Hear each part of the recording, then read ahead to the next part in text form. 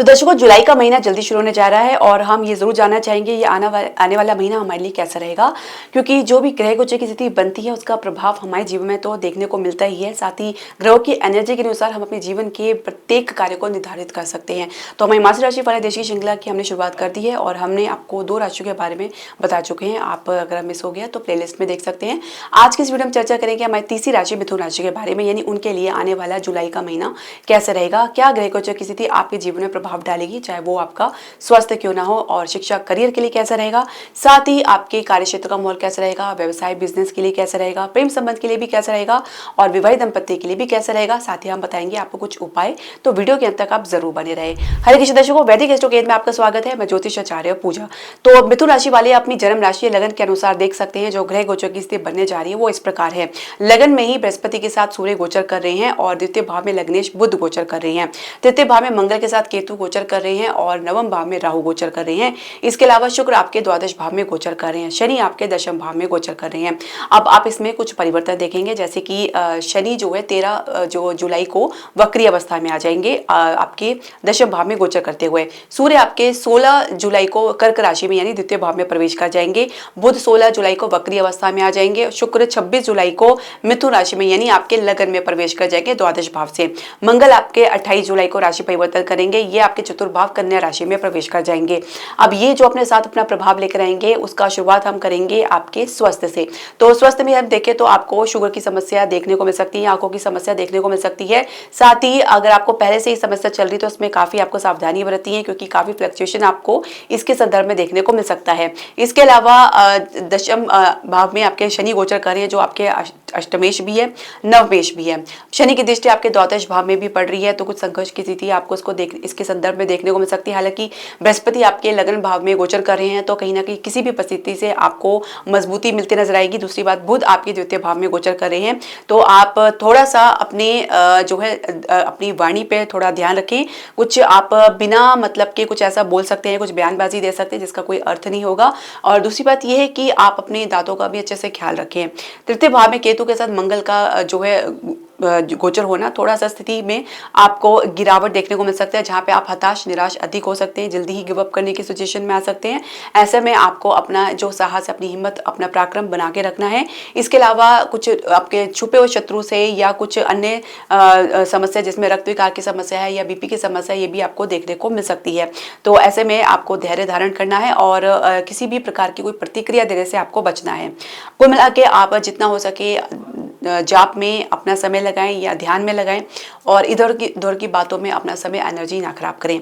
इसके अलावा हम बात करेंगे आपके शिक्षा और करियर की। तो पंचम भाव के स्वामी द्वादश भाव में गोचर कर रहे हैं। विदेश के लिए आपका मूड बन सकता है और इसके लिए आप काफी प्रयास करते नजर आ सकते हैं। अन्य क्षेत्र में अगर हम बात करें तो कुछ नुकसान या खर्चा आपको देखने को मिल सकता है और खर्चा कुछ बेमतलब भी हो सकता है। कुछ आप कला के क्षेत्र में भी जाने के लिए कुछ आप जरूरत से ज्यादा खर्चा कर सकते नजर आ सकते हैं या अपने परिवार के समझ कुछ डिमांड कर सकते हैं। इसके अलावा अगर हम बात करें आपके कंपटीशन की, तो जिसमें आपका प्रयास थोड़ा सा अधूरा रह सकता है, उसमें कुछ गिरावट देखने को मिल सकती है। स्थान से बाहर भी कुछ बात बनती हुई नजर नहीं आएगी। इसके अलावा कंपटीशन के अलावा हम बात करेंगे कैंपस प्लेसमेंट की। तो कैंपस प्लेसमेंट में आपका प्रदर्शन काफी बढ़िया रहेगा। आपकी कम्युनिकेशन स्किल थोड़ी सी इंप्रूव करने की आवश्यकता रह सकती है, अन्यथा आपका परफॉर्मेंस बहुत कह सकते हैं अपेक्षा अनुसार रह सकता है। और करियर की शुरुआत भी आपकी कह सकते हैं कि संघर्ष के साथ ही शुरू होगी, लेकिन आप अपने आप को जल्द ही अपने कार्य क्षेत्र के बॉल में डालते हुए नजर आ सकते हैं। शनि यहाँ पे दशम भाव में गोचर कर दशमेश बृहस्पति जो है आपके लगन भाव में गोचर कर रहे हैं। स्थिति को बहुत जल्दी ही आप समझेंगे और अपने आप को उसमें ढालने का पूरा प्रयास करेंगे, अपनी तरफ से पूरी मेहनत भी करते नजर आएंगे, ये जो कि बहुत जरूरी है, क्योंकि शनि बिना मेहनत और संघर्ष के कोई परिणाम नहीं देते हैं। तो जितना ज्यादा मेहनत, संघर्ष और फोकस बना के चलेंगे, परिणाम आपके पक्ष में रहेगा। इसके अलावा बृहस्पति का पूरा सपोर्ट आपको मिलता हुआ नजर आ रहा है। इसके अलावा हम बात करेंगे कार्य क्षेत्र की। जो पहले से नौकरी पेशा लोग हैं उनके लिए कैसा रहेगा। दशम भाव के स्वामी जो बृहस्पति लगन भाव में गोचर करें और जो दशम भाव में शनि गोचर करें जो आपके अष्टम भाव के स्वामी है। देखिए, जब भी संबंध होता है अष्टम भाव का दशम भाव से, कहीं ना कहीं अवरोध, रुकावट देखने को मिलता है। कुछ इस प्रकार की समस्या भी देखी जा सकती है, जहाँ पे कार्य पूर्ति होने में संदेह देखा जा सकता है, काम कुछ बीच में रुकना पड़ सकता है या कुछ मजबूरी देखी जा सकती है। तो ऐसे में क्या करना है आपको, जब तक आपके पास कुछ बेहतर ऑप्शन ना हो, विकल्प ना हो, तो कोई भी डिसीजन लेने से आपको बचना होगा। दूसरी बात यह है कि अगर कुछ अवरोध है, कुछ अड़चन आपको देखने को मिल रही है, तो उसमें आप अपना फोकस फोकस बनाकर चलें। आपको सफलता जरूर मिलेगी, बस थोड़ा सा आपको अपना फोकस को इंटैक्ट करना है, अपनी एनर्जी को हाई रखना है। कहीं ना कहीं एनर्जी साहस की कमी के कारण भी कुछ रिस्क लेने से भी आप पीछे हट सकते हैं। हालांकि कभी कभी रिस्क कोई आपको आपकी मंजिल तक भी पहुंचा सकता है। नई नौकरी के लिए प्रयास कर रहे हैं तो थोड़े से साहस में, आपके परफॉर्मेंस में या आपके इंटरेस्ट में, दिलचस्पी में काफ़ी गिरावट देखी जा सकती है। ऐसे में परफॉर्मेंस आपके अपेक्षा अनुसार नहीं हो पाएगा और सफलता भी नहीं मिल पाएगी। तो कह सकते हैं कि जुलाई के अंत के बाद ही कुछ बात बनती हुई नजर आएगी। इसके अलावा अगर हम बात करें व्यवसाय की, बिजनेस की बात करें तो सप्तमेश का लगन भाव में गोचर करना एक बेहतर शुरुआत आप देखेंगे जब तक कि बृहस्पति आपके लगन भाव में गोचर करें लगभग 1 वर्ष तक, और ये एक अच्छी स्थिति बनी हुई है। इसमें आप एक ना सिर्फ ठहराव देखेंगे, एक स्टेबिलिटी देखेंगे, बल्कि विस्तार के साथ आप आगे बढ़ेंगे। इसके अलावा अगर हम समझे तो आप अपने बिजनेस को लेकर अपना जो अनुभव है आप उसको भरपूर उसका इस्तेमाल करेंगे। बिजनेस पार्टनर के साथ एक ठहराव, एक प्रकार से कह सकते हैं एक सामंजस्य की स्थिति बन सकती है। रियल एस्टेट में एक अच्छी उम्मीद देखी जा सकती है और घरेलू उद्योग में भी एक अच्छी जो है मजबूती बनती हुई नजर आएगी। शेयर मार्केट में आप कुछ फ्लक्चुएशन जरूर देखेंगे, लेकिन फिर भी सामान्यता जो परिस्थिति है वो आपके अनुकूल बनी रहेगी। फाइनेंशियल सेक्टर में कुछ आपको फ्लक्चुएशन देखा जा सकता है, कुछ खर्चे अधिक आपको करने पड़ सकते हैं या कुछ आप किसी खर्चे में आ सकते हैं, कुछ बजट की प्रॉब्लम भी देखी जा सकती है, लेकिन आप उसको अच्छे से मेंटेन करते भी नजर आएंगे। पूरी तरीके से आप एक समझदारी से अपने स्टेप को रखेंगे और जिसके आधार पर आप आगे बढ़ेंगे और एक मजबूती के साथ आप अपने भविष्य को निखारते नजर आएंगे। और ये एक बहुत बड़ी अच्छी उत्तम स्थिति बनी हुई है। विदेश के लिए काफी अच्छी एक स्थिति बनती नजर आ रही है। एक आपको कह सकते हैं कि लॉन्ग टर्म प्रोजेक्ट में एक नए निवेश में आपको आने का मौका मिल सकता है और भाग्य का पूरा सपोर्ट आपको देखने को मिलेगा। और अपनी तरफ से आपकी जो भी कोशिशें रहेंगी वो एक प्रकार से कह सकते हैं कि बहुत ही हटके रहेगी, क्या कह सकते हैं कि आउट ऑफ बॉक्स आप सोचते नजर आएंगे और यही एक आपका बेस रहेगा आपको सफलता दिलाने का। अब हम बात करेंगे आपके प्रेम संबंध की, तो पंचमेश द्वादश भाव में गोचर कर रहे हैं, जो कह सकते हैं कि अपनी ही राशि में गोचर कर रहे हैं।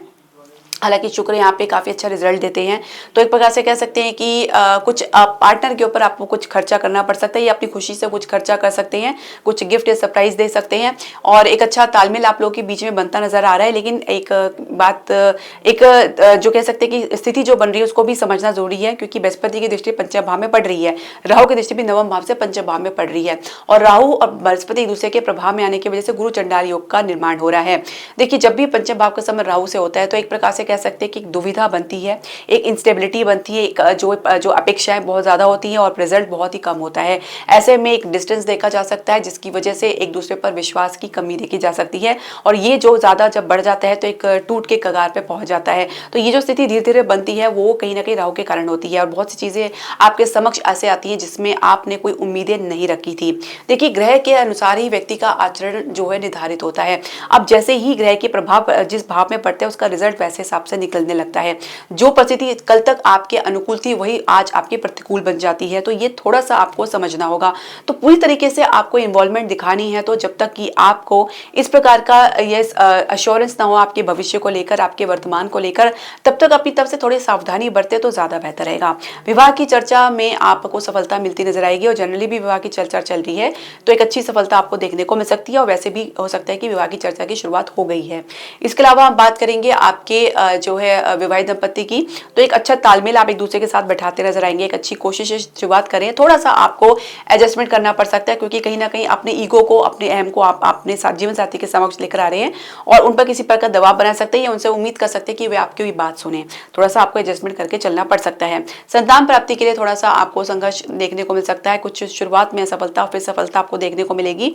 इसके अलावा हम बात करेंगे कुछ उपायों की, तो आपको जो है लग्नेश की जो स्ट्रॉन्ग करना है और आपको सप्तमेश को स्ट्रॉन्ग करना है। इसके अलावा आप चाहे तो अपने दशम भाव में बैठे शनि को भी आप स्ट्रॉन्ग कर सकते हैं क्योंकि ये अष्टम भाव के भी स्वामी हैं, तो ये आपके कार्य क्षेत्र को प्रभावित कर सकते हैं। तो इसके लिए आप जो है प्रत्येक शनिवार को आप शनि मंदिर में काले तिल का दान कर सकते हैं या तो आप सिंपल आप हनुमान चालीसा का नित्य पाठ करें, ये भी आपके लिए बहुत कारगर उपाय साबित होगा। इसके अलावा दर्शकों, आप प्रत्येक बृहस्पतिवार को हो सके तो पीली वस्तु का दान करें और गाय को गुड़ और चना खिला सकते हैं, मेघा हुआ चना। इसके अलावा आप पीले वस्त्र भी धारण करें और लग्नेश के लिए बुध को आपको मजबूत करना है और ओम श्री गणेशाय नमः का 108 बार नित्य जाप करना है। ये उपाय आप जरूर करें और इसका प्रभाव निश्चित आपको देखने को मिलेगा। तो दर्शकों, आपकी जो भी पसंद, सजेशन या क्वेरी आप हमारे कमेंट बॉक्स में जरूर डालें। हरे कृष्णा।